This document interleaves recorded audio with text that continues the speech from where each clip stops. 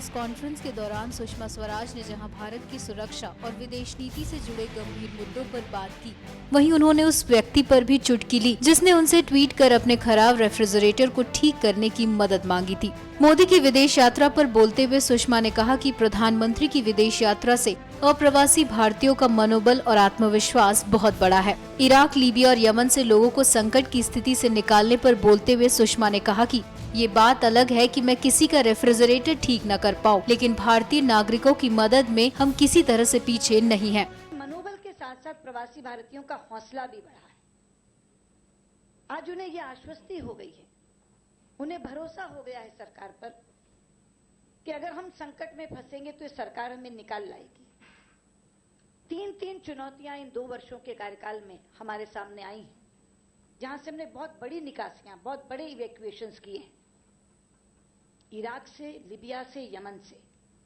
Iraq से हम 7,000 से ज्यादा लोगों को निकाल के लाए। लीबिया से 3,500 के करीब लोगों को निकाल के लाए। यमन से लगभग 4,500 लोग अपने और लगभग 2,000 लोग अन्य देशों के, 48 देशों के लोग हम निकाल करके लाए।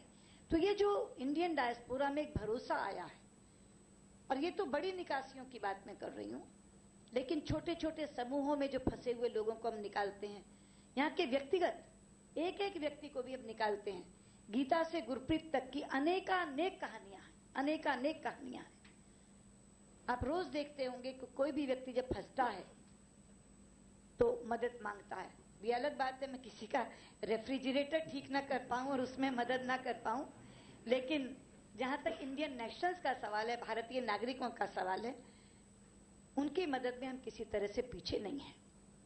तो ये एक बहुत बड़ी उपलब्धि है इंडियन डायस्पोरा के संबंध में। गौरतलब है कि मोदी पल्ली वेंकट नाम के व्यक्ति ने ट्विटर पर सुषमा स्वराज और रामविलास पासवान को ट्वीट करते हुए अपने खराब फ्रिज के बारे में मदद मांगी थी। उन्होंने दोनों केंद्रीय मंत्रियों को ट्वीट कर बताया था कि एक कंपनी ने उन्हें खराब फ्रिज बेच दिया है। वो कंपनी इसे बदलने को तैयार नहीं बल्कि मरम्मत के लिए जोर दे रही है। ऐसे में सुषमा स्वराज ने बड़ी ही विनम्रता के साथ ट्वीट का जवाब देते हुए लिखा था कि भाई, मैं रेफ्रिजरेटर से जुड़े मामलों में आपकी मदद नहीं कर सकती। मैं संकटग्रस्त लोगों की मदद करने में ही व्यस्त हूँ। NMF न्यूज की रिपोर्ट।